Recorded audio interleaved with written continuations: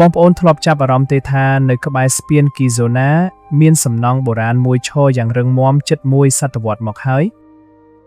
ថ្ងៃនេះយើងនឹងនាំអ្នកទាំងអស់គ្នាទៅស្គាល់ប៉មឆ្មាំទន្លេដែលជាទឹកតាំងប្រវត្តិសាស្ត្រដ៏កម្រនៅមាត់ទន្លេមេគង្គតួប៉មដ៏ចំណាស់នេះស្ថិតនៅភូមិព្រែកតូចឃុំជីរ៉ូទី1ស្រុកត្បូងឃ្មុំខេត្តត្បូងឃ្មុំកាលពីមុនទីនេះគឺជាផ្នែកមួយនៃខេត្តកំពង់ចាមប៉ុន្តែក្រោយការបំបែកខេត្តតួប៉មនេះត្រូវបានបញ្ចូលទៅក្នុងដែនរដ្ឋបាលខេត្តត្បូងឃ្មុំដោយមានទន្លេបិទជាព្រំប្រទល់ធម្មជាតិយោងតាមសៀវភៅតំបន់ទេសចរណ៍នៃព្រះរាជាណាចក្រកម្ពុជា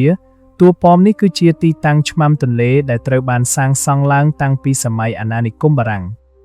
វាមានអាយុកាលជិតមួយសតវត្សរ៍មកហើយប៉ុន្តែនៅតែបង្ហាញពីភាពរឹងមាំនៃស្ថាបត្យកម្មបេតុងនិងឥទ្ធិនាសម័យនោះកាលពីដើមវាត្រូវបានប្រើសម្រាប់យាមកាមនិងសង្កេតការចរាចរណ៍តាមដងទន្លេមេគង្គអ្វីដែលពិសេសបំផុតនោះគឺពីលើកំពូលតួប៉មនេះភ្ញៀវទេសចរអាចគយគន់ទេសភាពក្រុងកំពង់ចាមពីផ្នែកម្ខាងទៀតនៃទន្លេមេគង្គយ៉ាងច្បាស់ត្រដែត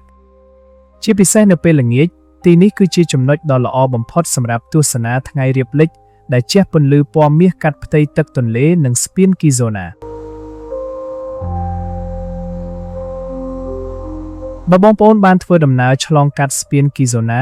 កុំភ្លេចចូលមកទស្សនានិងថតរូបកម្សាន្តនៅទីនេះដើម្បីជួយអភិរក្សនិងផ្សព្វផ្សាយនៅមរតកប្រវត្តិសាស្ត្ររបស់យើង